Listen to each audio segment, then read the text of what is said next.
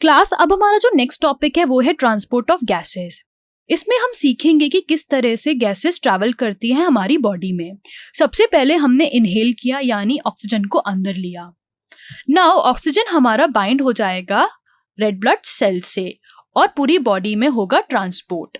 जब हमारी बॉडी में वो ट्रांसपोर्ट होगा तो हमारी बॉडी सेल्स आरबीसी से ऑक्सीजन को यूटिलाइज करेंगे और यूटिलाइजेशन के बाद आरबीसी में कार्बन डाइऑक्साइड को छोड़ देंगे। नाउ ये जो कार्बन डाइऑक्साइड है ये हमारे एल्वियोलाई में वापस जाएंगे और हम इन्हें एक्सहेलेशन के थ्रू बाहर निकाल देंगे। नाउ अब हम डिस्कस करते हैं different ways of transport of gases के बारे में। 97% ऑफ ऑक्सीजन ट्रांसपोर्ट करता है हमारा आरबीसी। 3% ऑक्सीजन हमारा ट्रांसपोर्ट होता है डिसॉल्व फॉर्म में, जो कि ट्रांसपोर्ट करता है हमारा ब्लड का ही कंपोनेंट जिसे हम प्लाज्मा कहते हैं। क्लास अब हम बात करते हैं CO2 के ट्रांसपोर्टेशन के बारे में। 20 से 25% ऑफ CO2 ट्रांसपोर्ट होता है by RBC in blood. 70% of CO2 transport होता है एज बाइकार्बोनेट आयंस और 7% ऑफ CO2 ट्रांसपोर्ट होता है as dissolve form in plasma. Obviously हम लोगों ने सीखा था जो ऑक्सीजन है वो 97% ट्रांसपोर्ट होता है ब्लड के थ्रू। यानी ब्लड में हमारा एक ऐसा पिगमेंट होता है जिसे हम हीमोग्लोबिन कहते हैं। यानी ये हमारा एक रेड कलर का पिगमेंट होता है जिसके सेंटर में आयरन यानी Fe होता है और ये बाइंड करता है हमारे 4 मॉलिक्यूल ऑफ ऑक्सीजन के साथ। जब हमारा ऑक्सीजन हीमोग्लोबिन के साथ बाइंड करता है तब बनाता है वो ऑक्सी हीमोग्लोबिन और यही ऑक्सी हीमोग्लोबिन ट्रांसपोर्ट करता है ऑक्सीजन को हमारी पूरी बॉडी में। क्लास ऑक्सी हीमोग्लोबिन के फॉर्मेशन को हम एक कर्व से समझेंगे जिसे हम एस कर्व या सिग्मॉइड कर्व कहते हैं। जैसा कि आप देख सकते हो यहाँ पे एक रेड लाइन फॉर्म हो रही है जो कि एस शेप की है। इस कर्व को अब हम अच्छे से समझते हैं। सबसे पहले हम ग्राफ बनाएंगे और इसकी एक्स एक्सिस पे पार्शियल प्रेशर लेंगे ऑक्सीजन का। फिर वाई एक्सिस पे हम लेंगे percentage saturation of haemoglobin with oxygen. यहाँ पे हम वो परसेंटेज लेंगे जितना हमारा ऑक्सीजन हीमोग्लोबिन से बाइंड होगा। आप देख सकते हो शुरुआत में जो हमारा फॉर्मेशन है वो बहुत स्लो है। एक मॉलिक्यूल भी हीमोग्लोबिन से अटैच होता है तो धीरे धीरे बहुत सारे मॉलिक्यूल्स भी हीमोग्लोबिन से अटैच होना शुरू कर देते हैं। आप देख सकते हो कि एट 100 mm of Hg सबसे ज़्यादा बाइंडिंग होती है। यानी यहाँ पे आके हीमोग्लोबिन सबसे ज़्यादा बाइंड करता है और जैसा कि मैंने बोला कि सबसे पहले बाइंडिंग बहुत स्लो होती है। जैसे ही हमारा एक मॉलिक्यूल आके बाइंड होता है हमारा जो बाइंडिंग है वो एकदम से इंक्रीज हो जाती है और हमें इस तरीके का कर्व मिलता है। लेकिन आप देख सकते हो इस पोजिशन पे आके हमारा कर्व बढ़ नहीं रहा है। यानी यहाँ पे हमारा जो हीमोग्लोबिन है वो ऑक्सीजन के साथ सैचुरेट हो जाता है और एक टाइम बाद वो डिसोसिएट होना शुरू हो जाता है।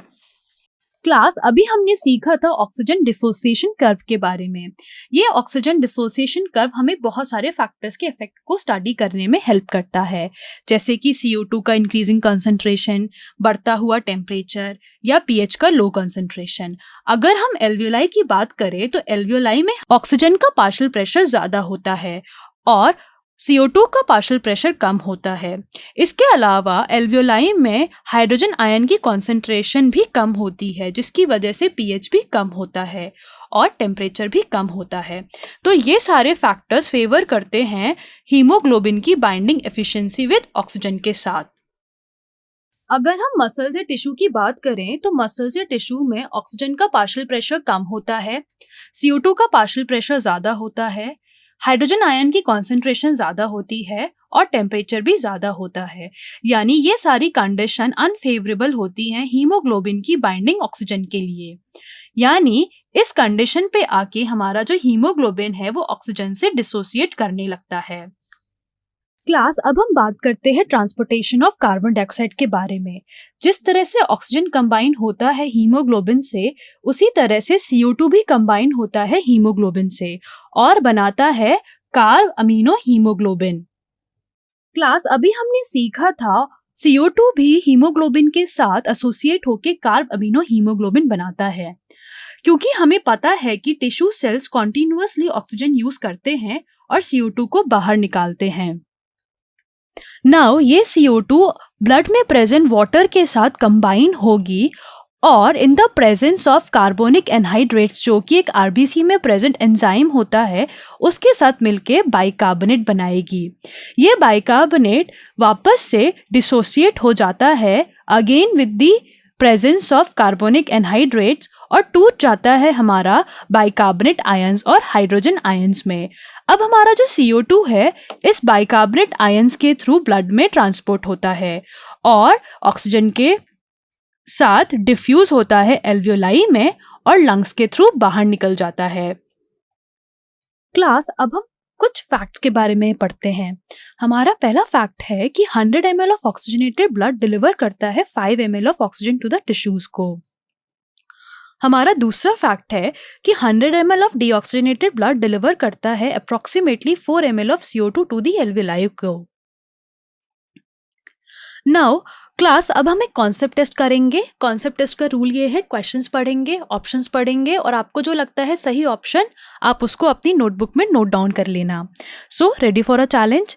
क्वेश्चन है, the partial pressure of oxygen in deoxygenated blood is option A more than partial pressure of CO2, option B less than partial pressure of CO2, option C equal to the partial pressure of CO2 and option D changes as partial pressure of CO2 changes.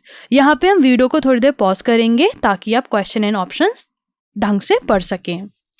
Now class, अब हम answer देखते हैं। Answer है इसका B. That means the partial pressure of oxygen in deoxygenated blood is 40 mm Hg and of carbon dioxide is 45 mm of Hg। यानी हमारा option होगा less than partial pressure of carbon dioxide. Class, हमारा दूसरा question है, which condition favours the dissociation of oxygen from haemoglobin? Option A low partial pressure of oxygen, option B high partial pressure of carbon dioxide, option C more H ion concentration and option D all of these. Again यहाँ पे हम video को थोड़ी देर pause करेंगे ताकि आप questions and options ढंग से पढ़ लें।